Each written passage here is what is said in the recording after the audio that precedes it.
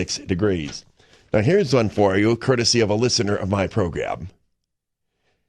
He finds a Milwaukee City waterworks vehicle parked right in front of a fire hydrant. As you know, it is against the law to park in front of a fire hydrant. The reason it's against the law to park in front of a fire hydrant is if there's a fire, the fire department has to be able to get to the hydrant to get their water. The thing that's interesting about this is that the department that's in charge of the water of the fire hydrants is the waterworks.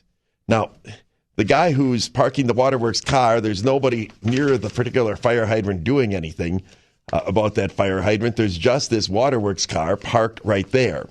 We've put these photos up for you on Belling.com. I've contacted the Milwaukee Department of Public Works, which oversees the waterworks, and at least as of 4:15, the last time I checked, they had not gotten back to me with a response. But it is a waterworks vehicle. It's vehicle 23018 of the Department of Public Works, which is assigned to the Milwaukee Waterworks, which is the entity of city government that provides the water in Milwaukee.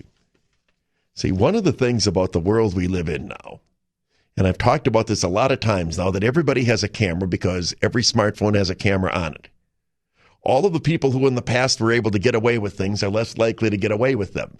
You're a city employee and you can't find a parking place, you just figure, oh, okay, I work for the city, I can do what I want, I'll park right in front of a hydrant. You were able to get away with that now before everybody in the world had a camera. And then once you have a camera, all you have to do is download the image and then email it to me. It takes about, 8 seconds? And how long did it take our people to get it posted up on the internet? 30 seconds? Whole process took all of 1 minute for whomever it was. Now, they haven't gotten back to me yet. It makes me wonder if this is a high muckety-muck for the waterworks as opposed to some low minion. If it's a low minion, the low minion's going to be balled out and probably written up and all sorts of other sanctions done. But if this is somebody who's like the deputy director or the top person, they're not going to, we're looking at, we're an internal matter. This is another thing, it seems to me, like if you work for the city, that's what you would do. You'd park your car in front of a hydrant and just figure. And then some goof some John Wyatt would take your picture and then they'd be talking about, you're lucky that you're here. You'd be doing that and then you'd be the kind of guy that I'd be talking about on the radio for parking your car in the wrong place. Now, I know why the guy parked in front of the fire hydrant. He parked in front of the fire hydrant because in most neighborhoods in Milwaukee, it's hard to find a place to park. And he figured, I'll just take this. I work for the city. The cop isn't going to ticket me. It's not even my own vehicle. I can get away with it. Well, you did get away with it until somebody took the picture and sent it to me. And now here I am putting the picture of this vehicle up on the internet. So everybody who works in the Department of Public Works can check who's got the vehicle log, knows which vehicle it is, and they all will know who it is so you can check. I got a lot of stuff for you on Belling.com, which gets to the next thing I want to mention.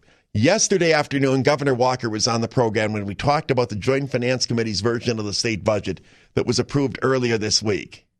We had a very strong and not always agreeing give and take on a number of components in the budget, including what I think is a capitulation on school choice, other questions about the budget, the tax cut, and so on. I've had a lot of positive comments on the interview, and Governor Walker even commented to me that people commented to him what a good interview it is. We have, for those of you who didn't hear this, we've created a special link on Belling.com. You don't have to go in and listen to the podcast from yesterday, which is about to be taken